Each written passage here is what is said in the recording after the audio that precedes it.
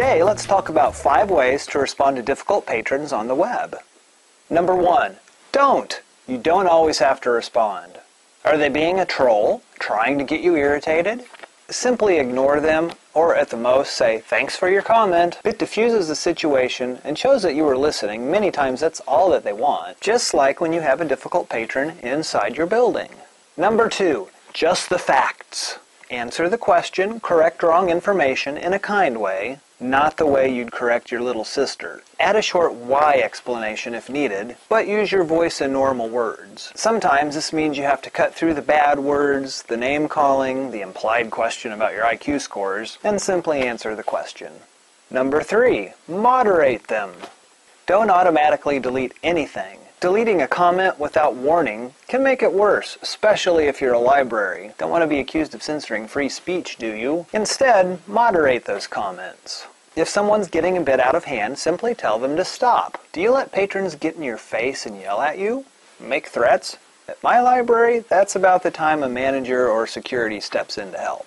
Same with online rudeness. Ignore it until it's a personal attack or they start straying off topic, then deal with it because you want to protect your other patrons. Simply tell that person online that they can't do that. If they've provided a real email address, you can email them privately first if you feel more comfortable with that. But remember, they started the discussion in a public place and other people are watching. So the best way to respond, if you're skipping number 1, is also in public.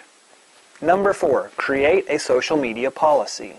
The best way to enforce number 3 is to have a policy or some guidelines in place that spell out what you can and can't do in your comment box. These types of policies usually boil down to timeless rules. Things like play nice with others, don't be rude, stick to the topic, and don't be that person.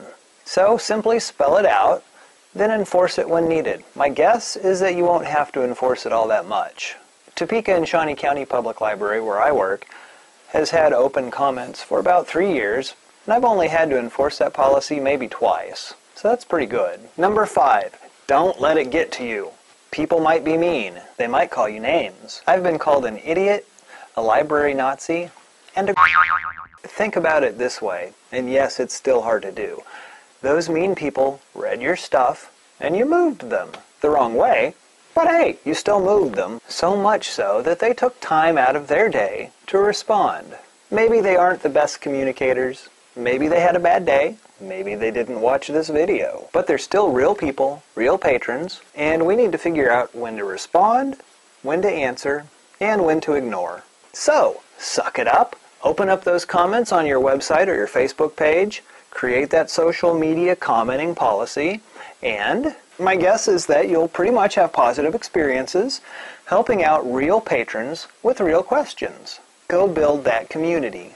And watch this space. We'll be creating 10 videos, some with just me, some with Michael Porter, and maybe some other people as well. In every video, we'll focus on 5 tips. 5 tips on how to do something better online. Should be fun. Catch you next time.